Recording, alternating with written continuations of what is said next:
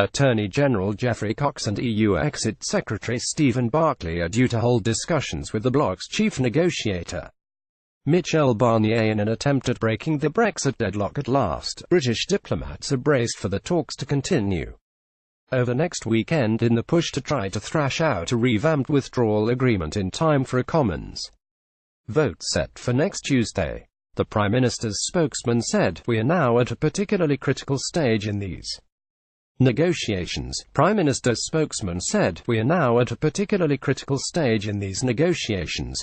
Getty Images. He insisted progress had been made in Mr Cox's efforts to secure extra guarantees at the so-called backstop mechanism to prevent physical customs checks on the Irish border. The Attorney General continues to pursue legally binding changes to the backstop that are necessary to ensure the EU cannot hold the UK in it indefinitely. "We have definitely been making progress in our discussions with the EU over the past couple of weeks, but there remains more work to be done," the spokesman said.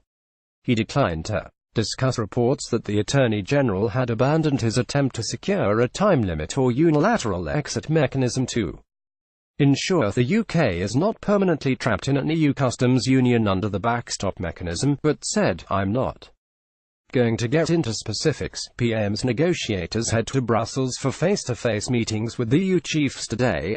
Getty Images. He added, "There definitely remains more work to be done." Other officials suggested the EU negotiators were continuing to refuse to accept any rewriting of the original withdrawal agreement or the addition of extra passages with the same legal force as the document. One diplomatic source close to the negotiations said, "The sooner we can do this, the better, but it does feel like there is quite a bit of work still to do. We will bring it back as soon as we can." Attorney General Geoffrey Cox. Getty Images. Ahead of his trip to Brussels, Mr Cox also dismissed reports that he has dropped attempts to secure a time limit for the backstop or a unilateral exit mechanism.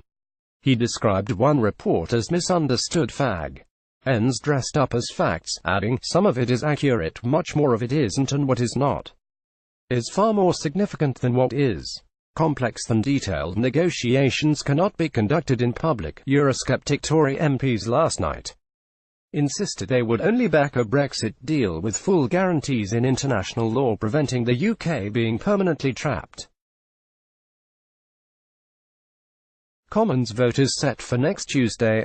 Getty Images. Members of Jacob Rees-Mogg's ERG denied suggestions they were ready to drop the concerns. Getty Images. Members of Jacob Rees-Mogg's 80-strong European research group ERG of Eurosceptic Tory backbenchers denied suggestions they were ready to drop the concerns about the backstop.